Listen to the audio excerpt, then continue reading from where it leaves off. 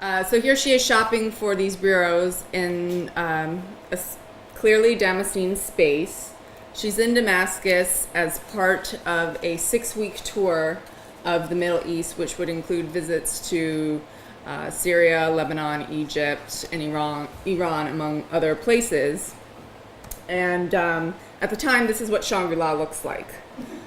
It's mostly complete. So this is March, April 1938. The building of the site is mostly complete, but what remains to be done is to sheathe all of the surfaces of this modernist building with Islamic and pre-Islamic decorative features. And researching those decorative features and identifying those historical prototypes was a central purpose of the trip in 1938. And most of my own research efforts have focused on how nearly 4 weeks in Iran impacted this place on the outside and also with the tile work. But the opening of this room really allowed me an opportunity to look at the Syria component of the trip, which I had not looked at before. So I think this gives us a deeper understanding of her experiences. Of course, we can only hypothesize as to what she actually did in this house in 38. But for me, it was very important to learn that, Damascene architecture did not just appear in her life in the 50s. This must have been a very instrumental experience for her, and she had it very early on in 38. So what you have happening is that she circles back to it in a way 15 years later, which is kind of interesting.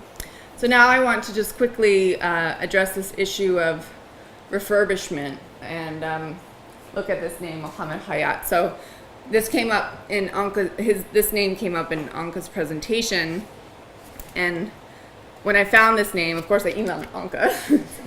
This is Mohammed Hayat, any ideas? And she's encouraged me to, or she sent me this article about this room that was retrofitted and expanded for the museum in Damascus, which she did mention in her talk, and a portion of this article is devoted to the Al-Hayat family. So Mohammed Hayat is Muhammad Ali Al-Hayat, better known as Abu Suleiman, and he's Damascus's premier specialist in late Ottoman period style interiors, both in restoring them and creating new ones. And his dates of production are about 1910 to his death in 1960.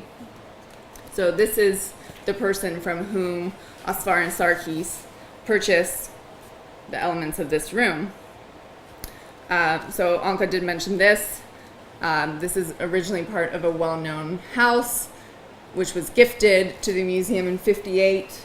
And in the Saudi Aramco article, the author explains how it was restored and it's significantly enlarged by Abu Suleiman to fit the spaces of this major hall in the museum. So the process there was not unlike the process here.